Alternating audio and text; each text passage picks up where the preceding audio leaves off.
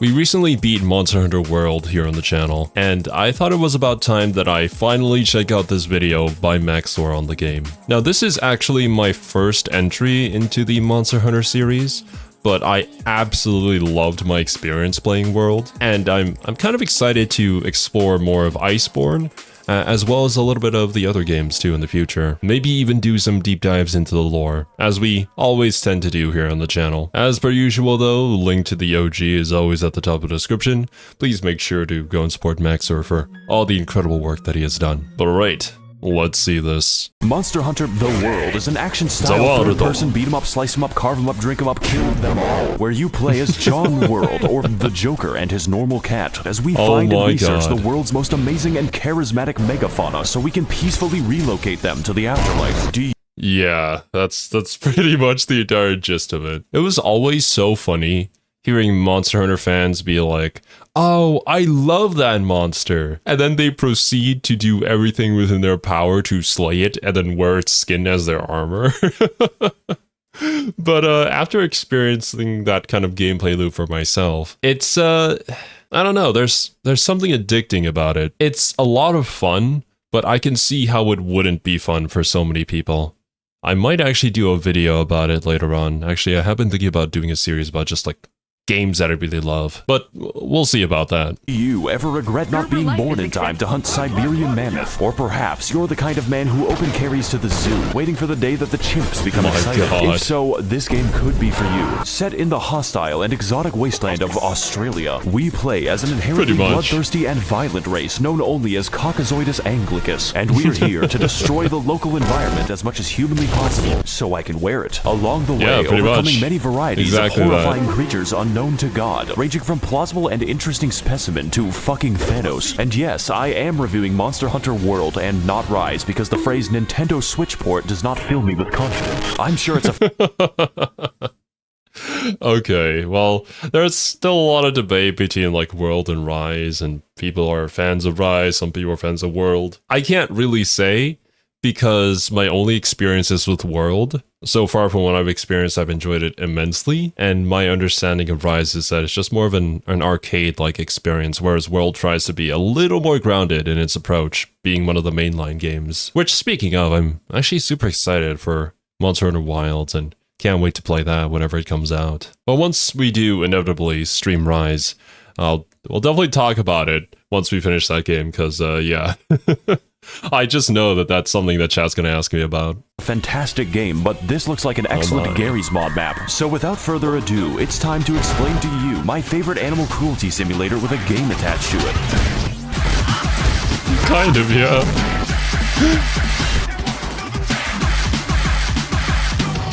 I wonder what Max0r plays. There seems to be a lot of weapons here. Maybe he plays all of them.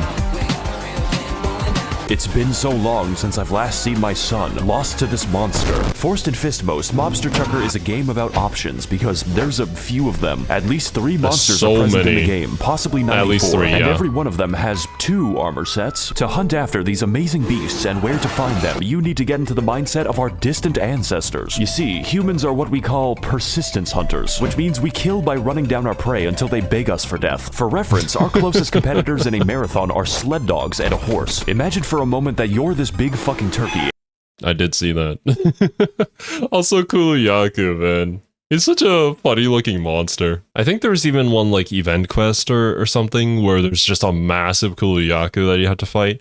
I don't think I've done that one yet. And it's almost time for Thanksgiving. After a long and arduous battle, you run away as far as you can, but every time you turn around, he's still there. Yeah. And even worse, it's wearing your skin. This is the mentality. When you put it like that, it's like absolutely horrific, man. Like, my god.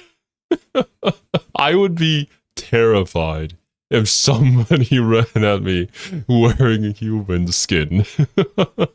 You must adopt if you're to survive the wilds of Queensland. The mammoth deserves to be extinct because he was weak. We arrive to this new world of possibility known as the Denny's parking lot as part of the 5th Fleet of the Research Commission, exploring and murdering this vast continent to track down the whereabouts of an ancient elder dragon. Now, as someone Oh god, not Zora Magdaros, man. Okay, there are some low points in the game And Zora Magnaros is definitely one of them, as well as those expedition quests where you have to go out and look for the tracks. I mean, maybe some people enjoy that, but I feel like it detracts from the experience overall because you're just running around looking for footprints. It's not all too exciting. I mean, it is kind of realistic in a way. You know, you have to track down the monster in order to hunt it down, and that's kind of just part of the whole loop. But still, it's a massive turnoff, and it can get people to drop the game right then and there. But I guess it is what it is.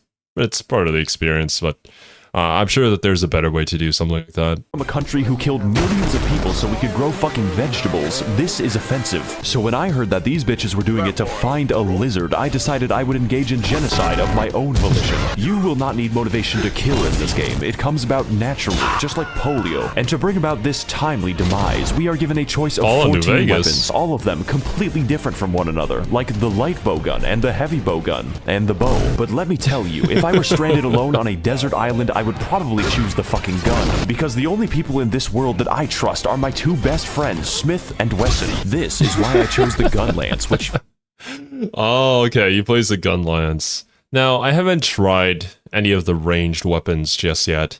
I feel like they provide a very different experience, and to somebody who's new to Monster Hunter, it's not really, you know, the most intuitive or will really help you learn the game the best. Because in a lot of ways, by playing a melee weapon, you begin to understand that you have to understand the monster's movement patterns and see its openings, and from there, then you can know where to properly position yourself. But if you're playing a ranged weapon, that you kind of skip out on that and will suffer immensely because, yeah, you're taking a lot of damage too. Plus the fact that you have to go out and farm for your own bullets and stuff like that. So I kind of decided on... Well, first I tried out Hammer, and I actually really enjoyed it. Then I switched to the dual blades, and then I went to Greatsword for a pretty long time. I think I'm mostly between those three weapons. Currently really enjoying the Hammer, though. It just feels so good to bonk enemies with. And I know it's not like the best weapon for bonking. I think the Hunting Horn just does that same job, but a little bit better. But still, you know, a Hammer it's fun. It just feels so satisfying to use. Is what you think it is. Now, of course I could have chosen the literal machine gun, but playing with these weapons changes the game into a first-person shooter where the objective is to keep the gun away from your mouth. Instead, I was drawn to the insect glaive because 1, it lets me literally fly and the floor is paying taxes. 2, I get to lace a giant bee with C4 high explosives and throw it at people. And yes, there is an upgrade tree dedicated to bees. 3, I get to mount monsters, and that lets me spam custom dialogue at everyone in the game. Side note, you can fully customize your automatic call-out. Okay, now this area I did not really explore, but I was aware of its existence. I didn't really see any need to use it, but of course Max0r would delve into it. The insect glaive does seem like a really fun weapon to use, being able to just fly through the air like that, but I don't know if I'd be into it. It looks a little bit complicated. To preemptively diagnose the cause of your teammate's death, which is very funny. But your choice isn't just between weapon types, but also weapon elements. I won't get into it now since there are a few of them, but my favorites would have to include the dragon element, the sleep element, or even blast element. Every monster is weak to blast element. So with all these varied choices, chances are high that at least one weapon speaks to your specific mental illness. That's something that I really appreciate about the game, that there's so many options to choose from, and each one of them has their own unique playstyle that you can learn and master. And not just that, every single weapon within kind of that group of weapons might have something unique about it. Sometimes it's just its elements, but I believe for the Hunting Horn, there are like different notes that you can play. For the bowguns, there are different ammo types that it's better at shooting than others. Initially, as a new player to the series, it seems like a bit of information overload, but you kind of need that depth if you want a game that can last you for like hundreds upon hundreds of hours.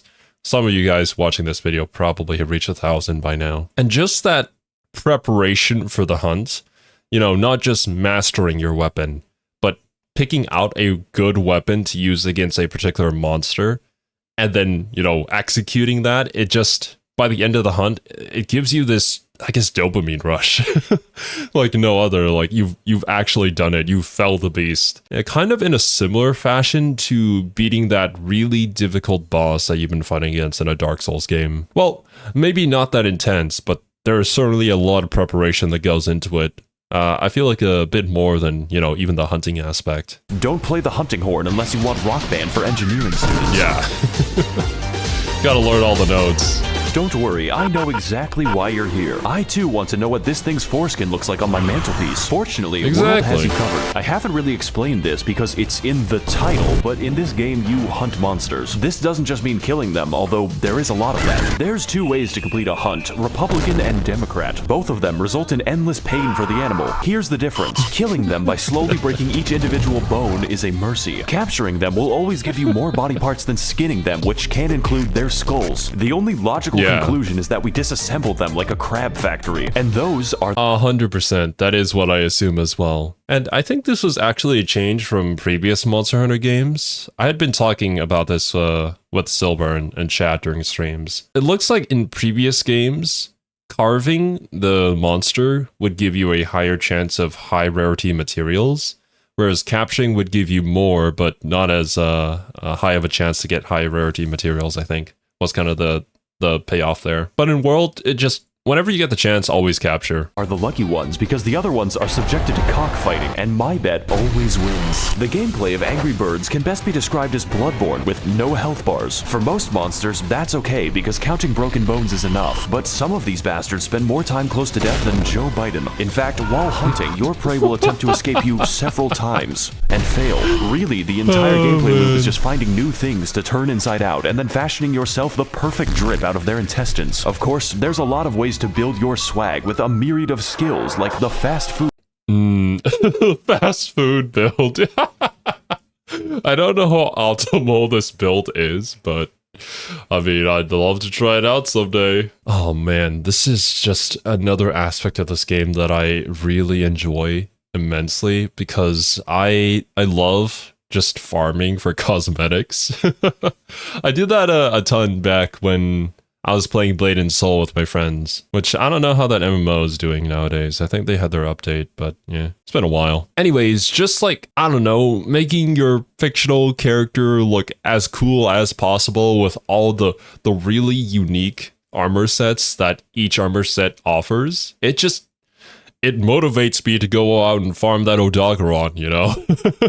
Even if the fight could be a little bit problematic at times, with all the bleeding and all the super fast lightning attacks, but you know, the armor set just looks cool. I think anybody who loves like grinding for sets or cosmetics, I think in English they would call it transmog, all the stuff that the FF14 cosplayers do, they would probably enjoy that part of the game. And I can't wait to get into Iceborne, where I believe they just have layered armor for all of the different armor sets, so then yeah, I can just go crazy there and not have to worry about like the particular stats of that armor not really being very good against the next fight that I'm going up against. Food build, the eating less build, the eating for free build, and lest we forget, the mushroom consumption build to complete my ultimate McDonald's form. No self-respecting hunter would ever think of going outside without slightly reducing the effects of minor wind pressure, or you can do damage. Like a fucking moron. Take your armor for a spin and throw a body in the bin. Repeat until you win. That's the entire game. This being said, there are complications. It's better to think of them not like video game enemies, but very stupid cats. And like cats, these bitches are territorial, sometimes even going so far as to beat each other to death while I'm fighting them. But I think my favorite example of this would have to be Mr. Nikon. This bastard is designed to wander into random battles.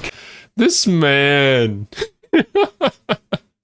What's his name? Sitsi Yaku? The Sitsi just comes in as like freaking paparazzi, like, hey, and smile, and just flashes everybody, and the entire fight just stops. Everybody just stunned in place. And then he just wanders off like a stupid idiot that he is.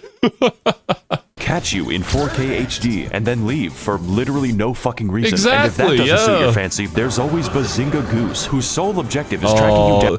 It's a literal bomber, man. Every single time, man. You're just like, You're having a good time, you're getting really into the mood, and you're feeling the pattern of the monster that you're fighting, and then Basil Goose's music just kind of comes in, and then he drops bombs.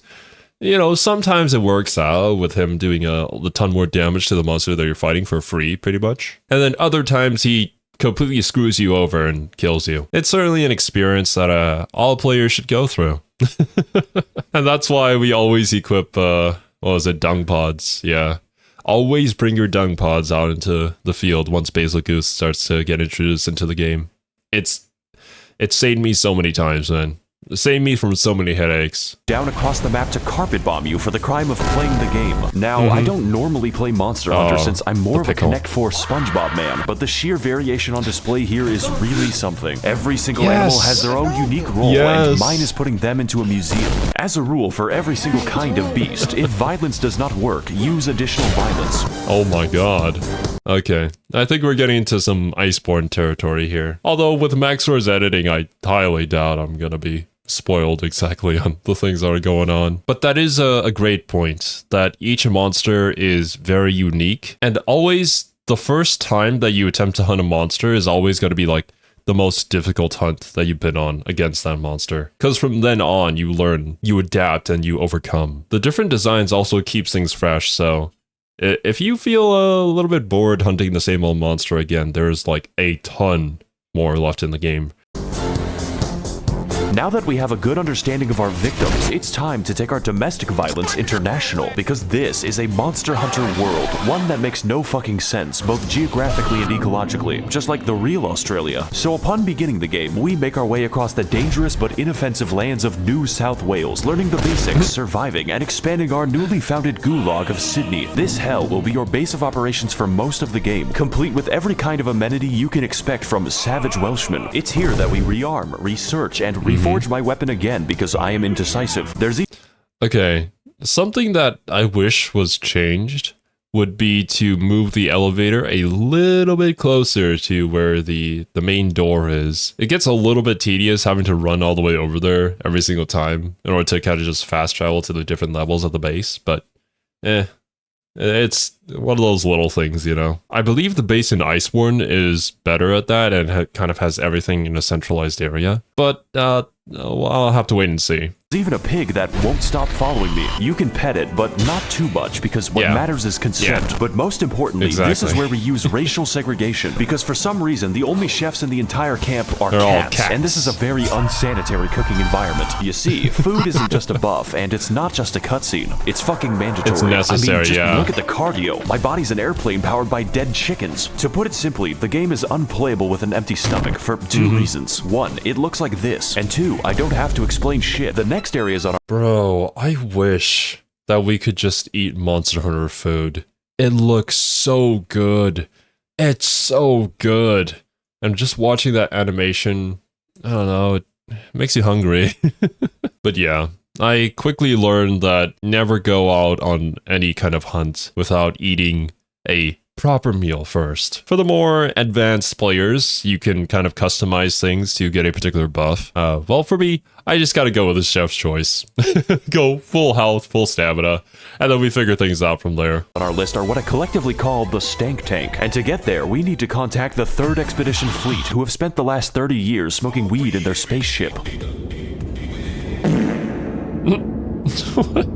This is pretty much why we're here. This new environment is firstly comprised of the Coral Highlands, which are filled with a beautiful and alien ecology, able to support a wide range of pit bulls and more literal balloon animals. From this point onward, biology is more of a suggestion, but looking just underneath the surface, we find the true source of this bizarre life. It's death. The Rotten Vale is an area built and designed to simulate San Francisco and is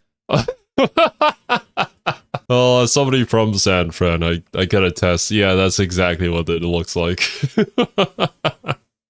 It didn't used to, but apparently nowadays it does. Something that I do enjoy about this game is that while there are the fantastical, like, dragon creatures, the elder dragons, there are those other creatures that are kind of made to fit into their environment, and their environments also interact with each other in a way that helps make it more plausible that this kind of ecosystem would exist, and it makes sense that these animals would exist. And by understanding how these animals would work within this ecosystem, you can kind of gain a tactical advantage against them. Or I guess maybe a better way to explain it would be like, if a player runs into a monster that is within a particular environment and they see how it behaves and it just, you know, makes sense in their mind that, oh yeah, that's right, that's exactly how it would act, then you create a more believable world that improves the immersion of the game. And in doing so, you make the elder dragons, which are the more fantastical ones, stand out so much more and become a much more memorable fight, like an actual kind of boss fight in a game full of boss fights. Sustained only by the miracle of rotting corpses and feces. You may be asking yourself some important questions right now, such as, can the smell kill me, or how the fuck? As it turns out, every monster in the new world has an inherent instinct to die here, specifically, which begs the question, why do predators even exist if they can just wait? And also, yes, the stench physically hurts you. Technically, these are all the areas you need to beat the game, by about 30%, because upon entering our next area, Monster Hunter turns up the heat and scales every monster back to being threatening again. Yes, even the Great Jagrussi. That means more weapons, more armor, and even more temptation to kill every mammal larger than myself. Again, it's safe to say that this game has a time requirement. So after 30 hunts or so, we finally arrived to the temperate lands of Western Australia. You know, the state that lost a civil conflict with flightless birds. Fortunately for us, biology is no longer... I do find it kind of funny that all we really need to do in order to withstand the lava is just take a cold drink. Oh, okay, and here's Teostra. I always thought that Teostra's fight was pretty intense until I met Lunastra. Oh god.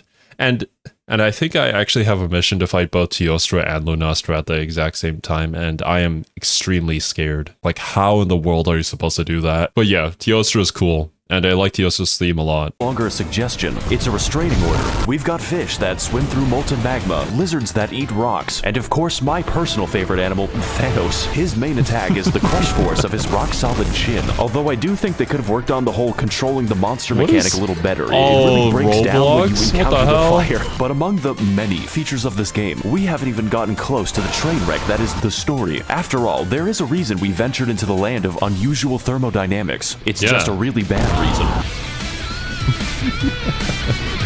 First of all, we can tell that this game is a literary masterwork by the fact that characters do not have names. Who can forget such personalities as the Handler, the Commander, and a fucking Ganondorf? The story is comprised of 2 major arcs. Okay, I believe that Monster Hunter World is kind of like the first game in the series that has really tried to introduce more of a story to its entire campaign. I think there was some attempts at it back in Monster Hunter 4, I think. But it's certainly not the strong point of the game. It's kind of there as a driving force, and personally for me, I do find it an important aspect that should be, even in like strategy games, well, especially in strategy games, that I need some sort of connection and motivation in order to play the game, you know? Get invested. And I look forward to them incorporating better systems to make the gameplay a bit more smooth between those kind of story segments. There's a lot of ideas that could be really, really cool upon execution. They just gonna have to figure things out and blend that into their gameplay loop, which is already really, really good. Where in the world is the 50-foot tall lizard, and gee, I wonder what Ganon is up to? Both of which are made excessively worse when the game automatically sets the handler to be in a catsuit, and at this point, I'm afraid of turning it off. Okay, one last thing, everyone. If I see anyone else on this fucking ship say the words Nekopara cosplay, I will invert your penis with my foot. For the first arc of our multiple... I didn't know that it did that. Wait, does it do that? It didn't do that for me. Maybe they changed it. Stage manga that ends in a sex scene. We chase after the amazing boss fight Zora Magdaros as we apparently forget the location of a giant kaiju several times. This being said, you don't want to find him because his boss battle is an environmental puzzle primarily comprised of loading cannonballs for 30 minutes and then waiting for the boss to move very slowly. That way... yeah, as I said, it's definitely one of the low points. It's not a good fight. And in a lot of ways, I feel like fights against these massive monsters that are just end up kind of being gimmick fights never really pan out well. But this makes me super curious. For you guys watching this video, do you have any particular boss fight that you know of, which is kind of in a similar fashion and kind of gimmicky, but ended up being really fun. I don't think it ever pans out very well, but I just haven't played as many games, so maybe I just don't know of it. The only one I can think of off the top of my head is the giant dragon in Demon Souls. I've heard a lot about how it's a gimmick fight and it's just not really all that good, considering all the previous boss fights are like really, really good. But I could be wrong since I've never played Demon Souls myself. So yeah, if you have any, feel free to let me know. We can penetrate him with our oddly phallic spear that, extends when needed. And for the second arc of our new Genshin anime on Spike TV, we team up with Ganon to discover new and amazing elder dragons all across the continent. And of course, I mean discover like the Vikings meant trade. This is where some of the toughest and most annoying bosses in the entire game happen, featuring such great fights as Nergigante, whose name I cannot say with a hard R, the COVID Beast, and I didn't want to mention it, but yeah. Gotta be a little bit careful when pronouncing his name. my personal favorite, Margaret Thatcher's Nightmare. Of course, there is more to this game because there's always more, but that is basically how you beat the first half. So there's an expansion for this game that is more expensive than the game itself, which doubles the content.